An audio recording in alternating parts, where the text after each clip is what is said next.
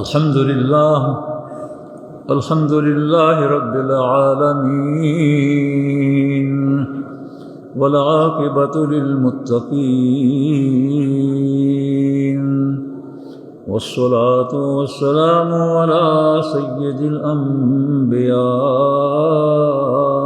والمرسلين سيدنا وحبيبنا ومولانا محمد النبي الأمين وعلى آله وأصحابه وأتباعه أجمعين. أما بعد فأعوذ بالله من الشيطان الرجيم.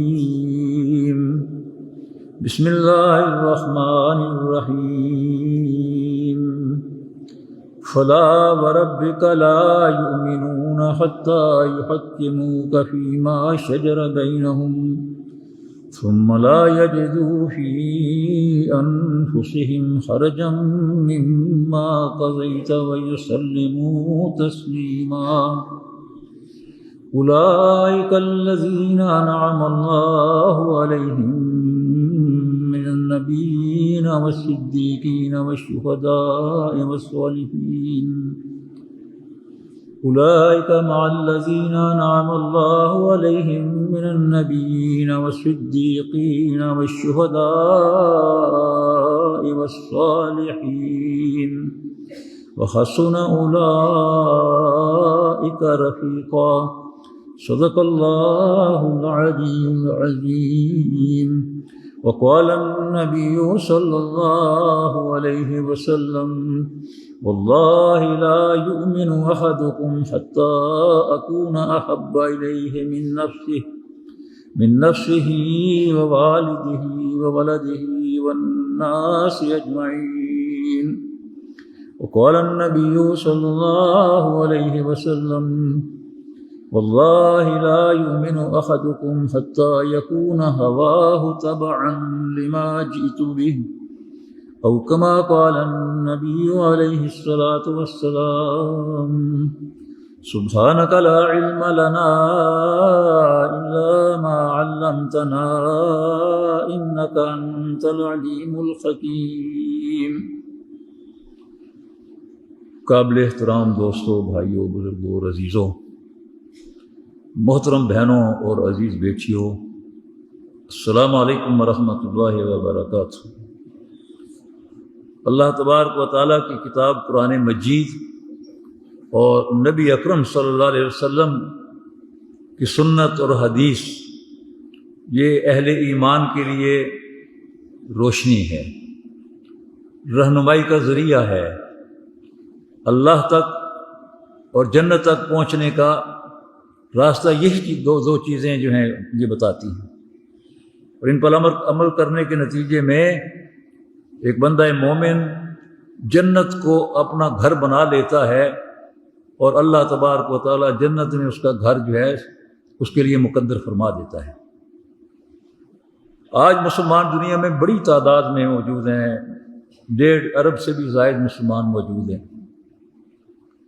اور مسلمانوں کی 58 ریاستیں بھی موجود ہیں، لیکن آج دنیا میں مسلمانوں کا کوئی وزن نہیں ہے، ان کی کوئی حیثیت نہیں ہے، ان کے پاس وسائل بھی ہیں، ذرائع بھی ہیں، تعداد بھی ہے، فوجیں بھی ہیں، سب کچھ ہے، کوئی وزن نہیں ہے۔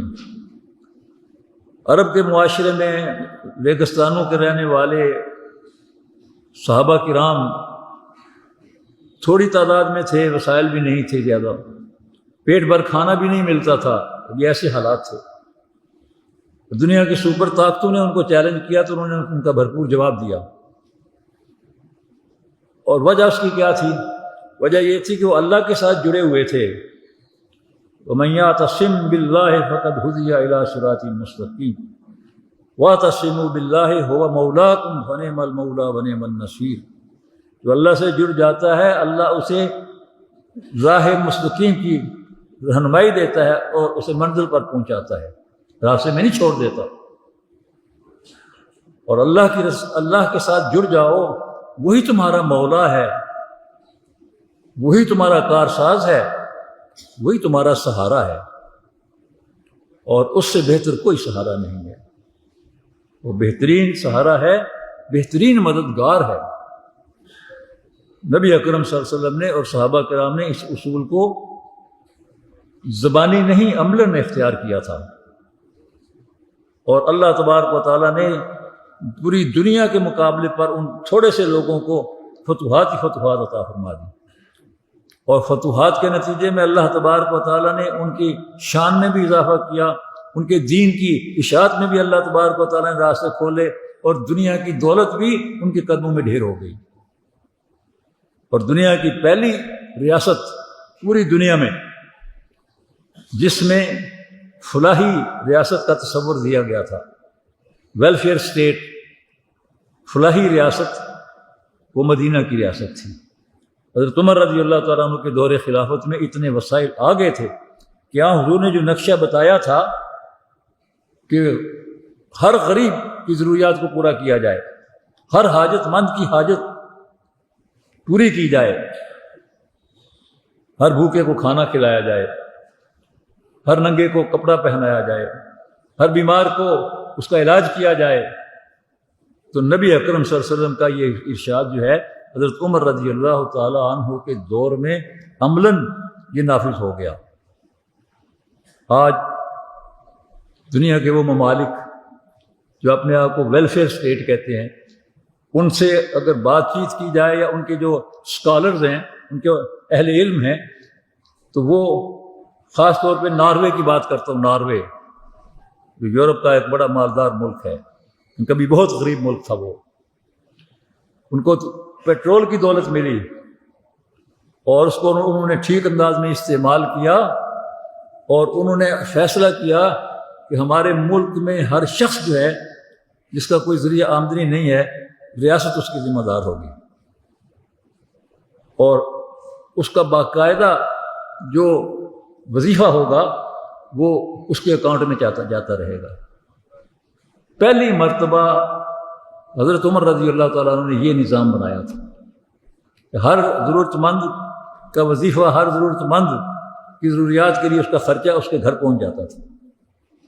اور ناروے کے وزیر نے یہ کہا، جب ہم وہاں اس سے ملاقات کے لیے اس کے دفتر میں تھے، اس زمانے میں جو ناروے کا وزیر انصاف تھا اس کا نام تھا مسٹر دھورم،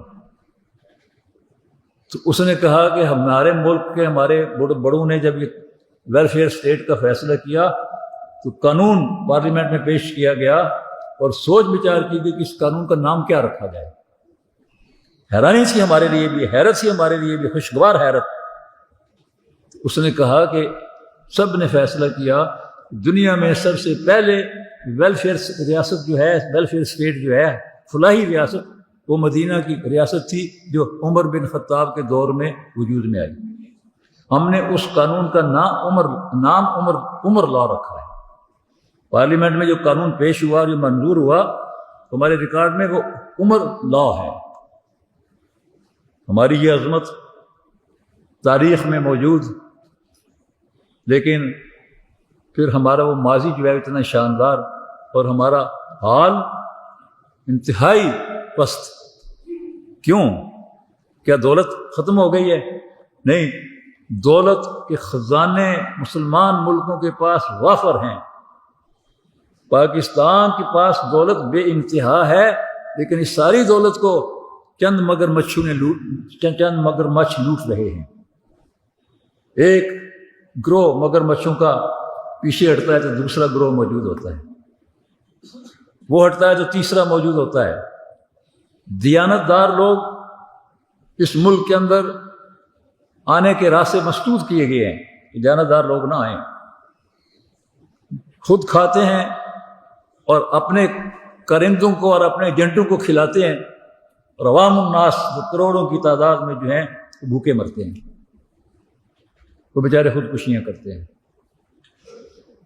اور یہ اللہ کے تبارک و تعالیٰ نے جو ہمیں حکم دیا ہے وہ یہ ہے کہ اللہ کے رسول کے فیصلوں کے مطابق چلو۔ میں نے جو آپ کے سامنے آیت پڑھی ہے، اس آیت میں اللہ نے قسم کھائی ہے۔ میں نے جو 2 احادیث آپ کے سامنے پیش کی ہیں، ان دونوں احادیث میں اللہ کے نبی نے قسم کھائی ہے اللہ قسم کھا رہا ہے، رسول اللہ صلی اللہ علیہ وسلم قسم کھا رہے ہیں، اور امت کو تاکید کرنے کے لیے اللہ تبارک و تعالیٰ نے قسم کھائی، اور امت کو تلقین کرنے کے لیے اللہ کے نبی نے قسم کھائی۔ اللہ نے فرمایا فلا وربک لا یؤمنون حتی یحکموک فیما شجر بینہم، ہرگز نہیں، ہرگز نہیں، تیرے رب کی قسم ہے محمد صلی اللہ علیہ وسلم، یہ اس وقت تک مومن نہیں ہو سکتے جب تک آپ کے ہر حکم کے سامنے سر تسلیم خم نہ کر دیں۔ جو فیصلہ آپ کر دیں اس فیصلے کو تسلیم کریں، جو حکم آپ دے دیں اس حکم کو زندگی کا حصہ بنا لیں،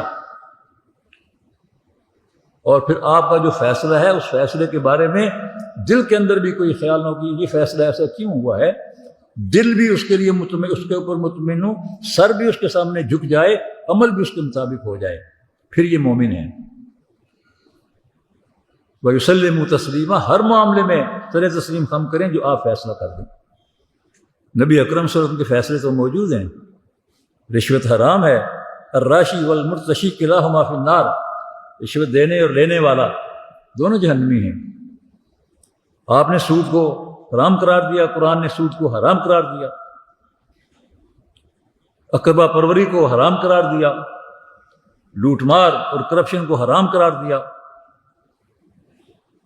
اور انصاف کو قرآن و سنت کے مطابق کرنے کا حکم دیا۔ ہماری عدالتوں کے اندر قرآن و سنت دلیل نہیں ہے، پینل کوڈ جو ہے وہ برطانیہ کا چھوڑا ہوا قانون جو ہے وہ، اور کرپشن میں ملوث لوگوں کے بنائے ہوئے کرپٹ قانون جو ہیں وہ عدالتوں کے اندر ان کے مطابق فیصلے ہوتے ہیں۔ ایسی صورتحال سے ہم دو چار ہیں۔ بدلی کی ضرورت کی کوئی بات نہیں ہے، مایوسی کی کوئی بات نہیں، حالات بدلتے ہیں، حالات کو بدلنے والے جب ارادہ کر لیتے ہیں، کھڑے ہو جاتے ہیں متحد ہو کر، حالات بدل جاتے ہیں۔ اور اللہ تبارک و تعالیٰ نے ہمیں نبی اکرم صلی اللہ علیہ وسلم کی شخصیت کی صورت میں، آپ کی سنت کی صورت میں، قرآن پاک کی صورت میں بہت بڑے خزانے دیے ہیں۔ یہ روحانی اور علمی اور عملی خزانے ہیں۔ نبی اکرم صلی اللہ علیہ وسلم کے صحابہ کرام جو ہیں، اللہ کے نبی نے قسم کھا کر کہا دو باتیں، خدا کی قسم تم میں سے کوئی مومن نہیں ہو سکتا جب تک میں اس کے نزدیک ہر چیز سے محبوب نہ ہو جاؤں۔ ایک مرتبہ روایت میں آتا ہے کہ ایک مرتبہ حضرت عمر رضی اللہ تعالیٰ عنہ آن حضور کے ساتھ چل رہے تھے، حضور نے بعض روایت میں ہے کہ ان کا ہاتھ پکڑا ہوا تھا، اور بعض روایت میں کہ حضرت عمر نے آپ کا ہاتھ پکڑا ہوا تھا، اور حضرت عمر نے کہا یا رسول اللہ صلی اللہ علیہ وسلم مجھے آپ دنیا کی ہر چیز سے زیادہ محبوب ہیں سوائے اپنی جان کے۔ تو نبی اکرم صلی اللہ علیہ وسلم نے فرمایا اے عمر یہ تو ایمان نہیں ہے، ایمان یہ نہیں ہے، جب تک میں تجھے تیری جان سے بھی محبوب نہ ہو جاؤں تیرا ایمان کامل نہیں ہے۔ فوراً انہوں نے کہا، اور یہ جو انہوں نے کہا تو وہ منافقت سے نہیں کہا، ان کے اندر منافقت نہیں تھی، نفاق نہیں تھا، ان کے سینے کے اندر نور تھا، ایمان تھا۔ اللہ نے بھی گواہی دی اس کی، اللہ نے ان کی رائے کے مطابق آیات نازل فرمائی، کان رأیہ موافقا بالوحی والکتاب، کہ آپ کی رائے کے مطابق اللہ کی وحی نازل ہوتی تھی، کئی آیات آپ کی رائے کے مطابق نازل ہوئیں، اس کا تفسیر ہے مفسرین نے لکھی ہے۔ انہوں نے کہا یا رسول اللہ آپ مجھے میری جان سے بھی زیادہ عزیز ہیں۔ آپ نے فرمایا الآن یا عمر، اے عمر اب ایمان مکمل ہوا ہے۔ اللہ کے نبی نے اس پر قسم کھائی کہ تم مومن نہیں ہو سکتے جب تک تمہیں تمہاری جان سے، تمہارے باپ سے، ماں سے، بہن سے، بھائی سے، بیٹے سے، بیٹی سے میں عزیز نہ ہو جاؤں، دنیا کی ہر چیز سے زیادہ محبوب نہ ہو جاؤں۔ اور دوسری قسم آپ نے یہ کھائی واللہ لا یؤمن احدکم، خدا کی قسم تم مومن نہیں ہو سکتے حتی یکون ہواہ تبعا لما جئت بہ، لا یؤمن احدکم حتی یکون ہواہ تبعا لما جئت بہ۔ پہلی حضور کی ذات کے ساتھ محبت، اور دوسری فرمایا کہ تم میں سے کوئی مومن نہیں ہو سکتا جب تک اس قانون کی تابع نہ ہو جائے جو میں لے کر آیا ہوں، اس کی تمام خواہشات اس کے تابع نہ ہو جائیں، اس وقت وہ مومن نہیں ہو سکتے۔ جماعت اسلامی کیا چاہتی ہے؟ جماعت اسلامی کا مقصد یہ نہیں ہے کہ اقتدار لازماً ہمارے ہاتھ میں. جماعت اسلامی کا مقصد یہ کہ اقتدار اللہ رب العالمین کے احکام کے مطابق دیا جائے اور اس کو استعمال کیا جائے. اس کے لیے جدوجہد کی جائے. جماعت اسلامی کر رہی ہے اور جماعت اسلامی نے اس کے لیے بڑی مشکلات اٹھائی ہیں. سید ابو الاعلیٰ مودودی رحمۃ اللہ علیہ نے ناموس رسالت پر جان قربان کرنے کے لیے اپنے آپ کو پیش کر دیا تھا، اور انہیں جب کہا گیا کہ آپ چاہیں تو رحم کی اپیل کر سکتے ہیں، تو انہوں نے فرمایا زندگی اور موت کے فیصلے زمین پر نہیں آسمان پر ہوتے ہیں. اگر وہاں میری زندگی ختم ہو گئی تو مجھے دنیا کی کوئی طاقت زندگی نہیں دے سکتی. اگر میری زندگی وہاں موجود ہے، تم الٹے لٹک جاؤ اے حکمرانوں، تم الٹے لٹک جاؤ تو مجھے نہیں مار سکتے. رہی یہ بات میں رحم کی بھیک مانگوں، کیوں تم سے رحم کی بھیک مانگوں؟ میں اللہ رحمان کے ساتھ اس کے پاس رحم کی اپیل ہے، میں اس کے پاس رحم کی بھیک مانگتا ہوں. اور ناموس رسالت پر جان قربان کر دینے سے بڑی اور سعادت کیا ہے؟ کیوں انہیں پھانسی کی سزا دی گئی تھی؟ کہ انہوں نے کہا کہ ختم نبوت اللہ کا فیصلہ، اللہ کے نبی کا فیصلہ ہے، اور جھوٹے مدعیان نبوت اور ان کو ماننے والے سب اسلام سے خارج ہیں. قادیانی خارج ہیں اسلام سے، اور مرزا قادیانی خارج ہے اسلام سے. اور اس پر انگریزوں کے ایجنٹوں نے ان کو پھانسی کی سزا سنائی. وہ انگریزوں کی ایجنٹی کر رہے تھے، اور سید ابو الاعلیٰ مودودی اللہ اور اللہ کے رسول کی نمائندگی کر رہے تھے. کوئی تم میں سے مومن نہیں ہو سکتا جب تک میں اس کے نزدیک ہر چیز سے محبوب نہ ہو جاؤں. اور آپ نے فرمایا کہ میں خاتم النبیین ہوں اور میرے بعد کوئی نبی نہیں ہے. لا نبی بعدی، میرے بعد کوئی نبی نہیں ہے. صحابہ کرام نے اس بات کے اوپر جانے قربان کی. یہاں حضور کی محبت کا اظہار انہوں نے کیا. نبی اکرم صلی اللہ علیہ وسلم کے ایک صحابی حضرت ثابت بن قیس رضی اللہ تعالیٰ عنہ، ان کا نام ہے، انصاری صحابی ہیں، اور یہاں حضور کے خطیب تھے. خطیب کا مطلب کیا ہے؟ کہ جس طرح حضرت حسان رضی اللہ تعالیٰ عنہ شاعر رسول تھے، ثابت بن قیس یہ حضور کے خطیب تھے، خطیب رسول. قبائل کی وفد آتے تھے، وہ کہتے تھے کہ ہمارا شاعر شاعری پیش کرے گا. آپ فرماتے تھے کرے پیش. ان کا شاعر اپنی شاعری پیش کرتا تھا، اور حضور حضرت حسان سے کہتے تھے حسان جواب دو. اور وہ اپنے قبیلے کی تعریفیں کرتا تھا، اپنے بہادری کے دعوے کرتا تھا، اپنی مہمان نوازی کا بیان کرتا تھا. اور حضرت حسان رضی اللہ تعالیٰ عنہ اللہ کی عظمت، اللہ کے رسول کی عظمت اور اپنے اخلاق کی بات کرتے تھے، اپنے دین کی بات کرتے تھے. اسی طرح سے ان کے خطیب جب خطیب اپنے خطاب کرتے تھے، اس سے کہتے ہمارا خطیب اپنی خطابت کی جوہر دکھائے گا. فرماتے تھے دکھائے. یہ پھر قبائل مسلمان ہو جاتے تھے، وفود جو ہیں آتے تھے مسلمان ہو جاتے تھے. تو بنو اجینا کے لوگ آئے، یہ بہت بڑے بڑے قبائل تھے جو یمامہ کے علاقے میں رہتے تھے، نجد کے علاقے میں رہتے تھے. اور ان کے شاعر نے اپنی شعر و شاعری بھی پیش کی، ان کے خطیب نے اپنی خطابت بھی پیش کی. اور حضرت ثابت رضی اللہ تعالیٰ عنہ کو حضور نے حکم دیا تم بھی بات کرو. انہوں نے اپنی خطابت پیش کی تو انہوں نے تسلیم کر لیا کہ اے اللہ کے رسول، آپ کا شاعر ہمارے شاعر سے اونچا ہے، اور آپ کا خطیب ہمارے خطیب سے بلندتر ہے. نبی اکرم صلی اللہ علیہ وسلم کے پاس قبائل کے وفود آئے. آپ دوپہر کے وقت میں نماز ظہر کے بعد قیلولہ فرما رہے تھے. ظہر اثر کے درمیان آپ تھوڑی دیر کے لیے آرام کرتے تھے. انہوں نے آوازیں دینا شروع کر دیں کہ اے محمد باہر آؤ، ہم ملاقات کرنے کے لیے آئے ہیں. نبی اکرم صلی اللہ علیہ وسلم باہر آ گئے. آپ نے تو ان کو برا بھلا نہیں کہا. اللہ تبارک و تعالیٰ نے سورہ حجرات میں ان کی سرزنش کی کہ تم آ کر نبی اکرم صلی اللہ علیہ وسلم کے حجروں کے باہر شور کرتے ہو اللہ کے نبی کے سامنے اونچی آواز میں بات کرنا سارے اعمال کو غرض کر دیتا ہے اور انسان خسارے میں چلا جاتا ہے۔ لا ترفعوا اصواتکم فوق صوت النبی ولا تجہروا له بالقول کجہر بعضکم لبعض ان تحبط اعمالکم وانتم لا تشعرون۔ اس لیے آپس میں ایک دوسرے کے ساتھ اونچی آواز میں باتیں کرتے ہو، اللہ کے نبی کے سامنے اونچی آواز میں بات نہ کیا کرو۔ حضرت ثابت بن قیس رضی اللہ تعالیٰ عنہ فطری طور پر ان کی آواز اونچی تھی، یعنی یہ نہیں کہ وہ جان بوجھ کر کوئی آواز اونچی کرتے، فطری آواز اونچی تھی ان کی، گفتگو کرتے تھے اونچی آواز ہوتی تھی۔ انہوں نے سوچا کہ میں اونچی آواز میں بات کرتا ہوں، میرے اعمال ضائع ہو گئے ہیں، ہاں حضور کی مجلس میں بات چیت کرتا ہوں تو میری بات اونچی ہوتی ہے، آواز اونچی ہوتی ہے۔ وہ اپنے گھر میں بیٹھ کر رونے لگے۔ جب مسجد میں نہیں آئے، ایک نماز، دوسری نماز، تیسری نماز، نبی اکرم صلی اللہ علیہ وسلم نے فرمایا وہ پہلی صف کے اندر ہوتے تھے، ثابت بن قیس کو کیا ہوا، کہ بیمار تو نہیں ہو گیا؟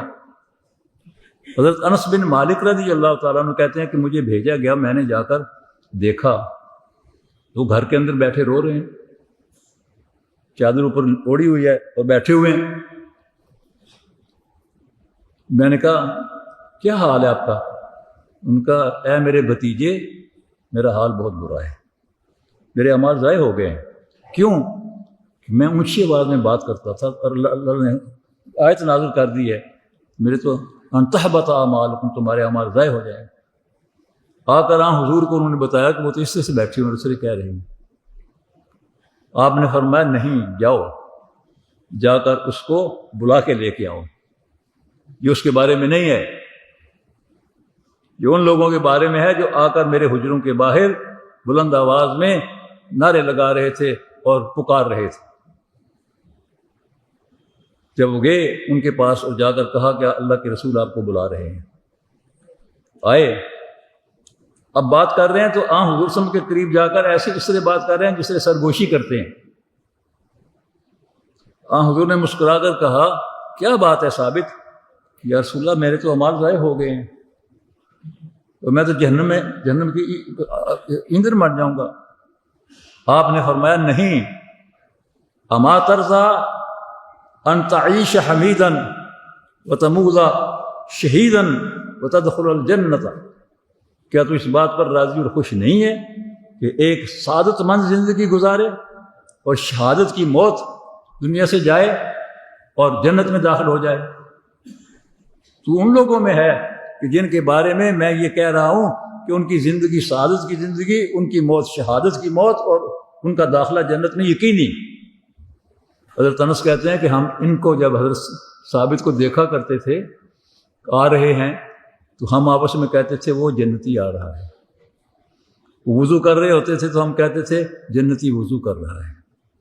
اور پھر کہتے ہیں کہ جب مسیلمہ کذاب کے خلاف جس نے جھوٹا نبوت کا دعویٰ کیا ہوا تھا، جس کو حضور نے کذاب سب سے بڑا جھوٹا قرار دیا تھا، اس کے خلاف جب فوج گئی اس میں کہتے ہیں ہم نے دیکھا ثابت بن قیس رضی اللہ تعالیٰ عنہ کو کہ انہوں نے کفن کی چادریں اپنے جسم سے باندھ رکھی تھی اور ان کو حنوط کیا ہوا تھا، جس طرح مردوں کو ہم خوشبو لگاتے ہیں، انہوں نے ان چادروں کے اوپر خوشبو لگا رکھی تھی۔ اور جب بنو حنیفہ کے مسلمہ کذاب کے ساتھیوں نے اپنے قلعے کے اندر سے تیر اندازی کی تو مسلمان کچھ پیچھے ہٹے تو حضرت ثابت بن قیس نے کہا کدھر جا رہے ہو اے میرے دوستو، کدھر جا رہے ہو؟ سامنے جنت ہے۔ اور دشمن کے ساتھ لڑنے کے لیے آگے آگے بڑھتے چلے گئے اور مسلمہ کذاب کو قتل بھی کیا گیا اور مسلمہ کذاب کی جھوٹی نبوت کو زمین بوس بھی کیا گیا، اور یہ بات بھی دنیا کے سامنے واضح کر دی گئی کہ محمد صلی اللہ علیہ وسلم کے بعد کوئی نبی نہیں ہے، آپ کی شریعت آخری شریعت ہے، آپ کی امت آخری امت ہے اور آپ آخری نبی ہیں۔ کہتے ہیں وہاں حضرت ثابت بن قیس شہید ہوئے تھے۔ اسی طرح سے اور صحابہ کرام نے بھی، ایک صحابی جو ہیں جب یہ مسلمہ کذاب کی فوج شکست کھا کر اندر داخل ہو گئی اپنے قلعے کے، اس کا نام اس نے رکھا تھا حدیقۃ الرحمان، رحمان کا باغ۔ تو حضرت خالد بن ولید رضی اللہ تعالیٰ عنہ جو فوجوں کے سپہ سالار سے، انہوں نے کہا حدیقت الشیطان ہے یہ حدیقت الرحمان نہیں ہے، اور ہمیں اس شیطان کے اس باغیچے کو تباہ و برباد کرنا ہے۔ اور مسلمانوں نے اس حدیقت الشیطان کو تباہ و برباد کیا۔ حضرت ثابت بن قیس رضی اللہ تعالیٰ عنہ نے جس طرح سے اپنی جان قربان کی اور پکار کر کہا کہ جنت سامنے بلا رہی ہے، جنت سامنے ہے، آؤ، اسی طرح حضرت ابو دجانہ رضی اللہ تعالیٰ عنہ نے کہا کہ دروازہ کھولنے کے لیے ایک اسکیم میرے پاس ہے، مجھے اس دیوار کے اوپر کسی طرح چڑھا دو، میں چھلانگ لگا کر دروازہ کھول دوں گا۔ حضرت برا بن مالک ایک اور انصاری صحابی جو انہوں نے بھی یہی بات کہی، ایک جانب سے حضرت برا بن مالک کو دیوار پہ چڑھایا گیا، دوسری طرف سے حضرت ابو دجانہ رضی اللہ تعالیٰ عنہ۔ حضرت ابو دجانہ نے جب چھلانگ لگائی تو پاؤں ٹوٹ گیا۔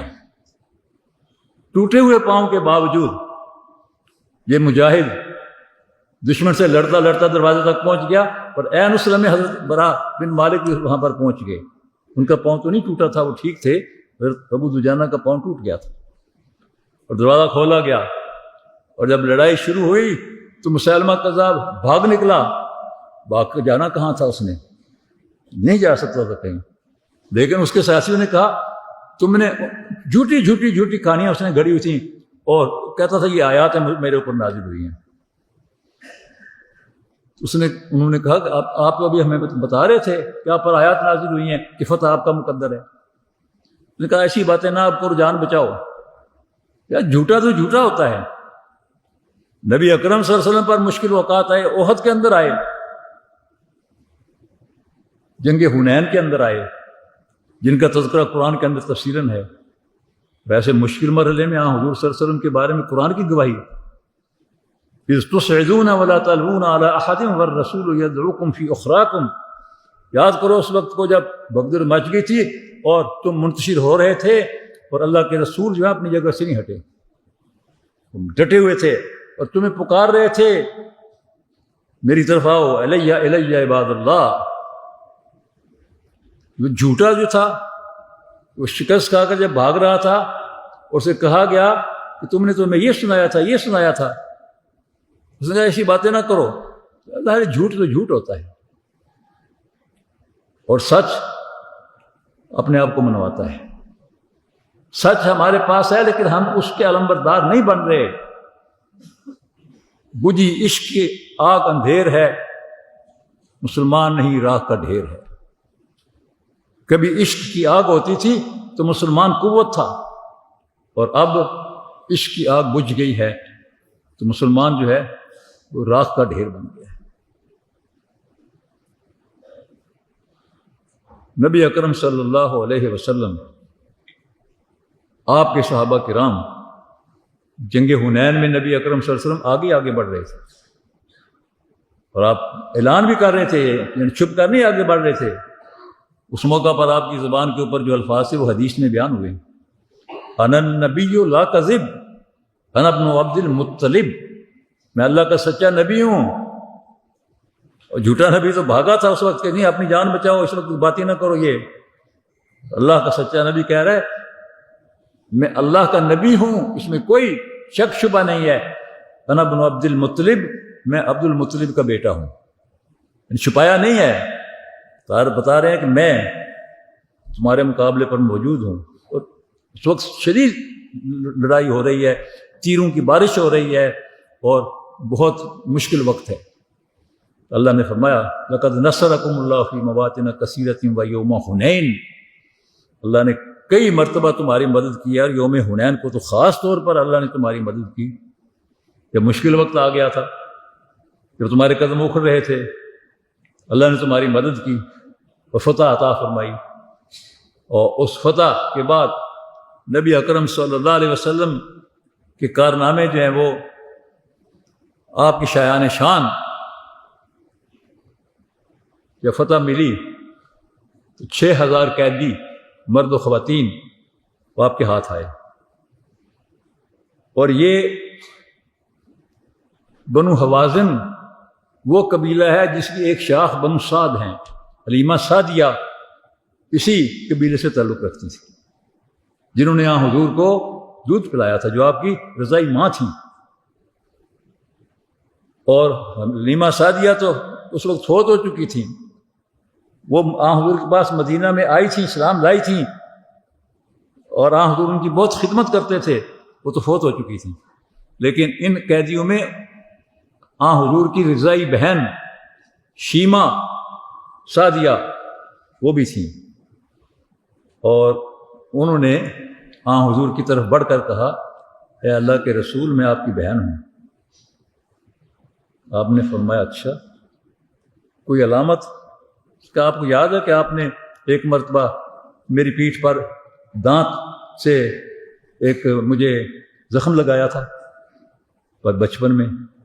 آپ نے کہا، آپ نے چادر بچھائی، کہا آؤ میری بہن، آؤ بیٹھو بیٹھو، بہت عزت و تکریم کی۔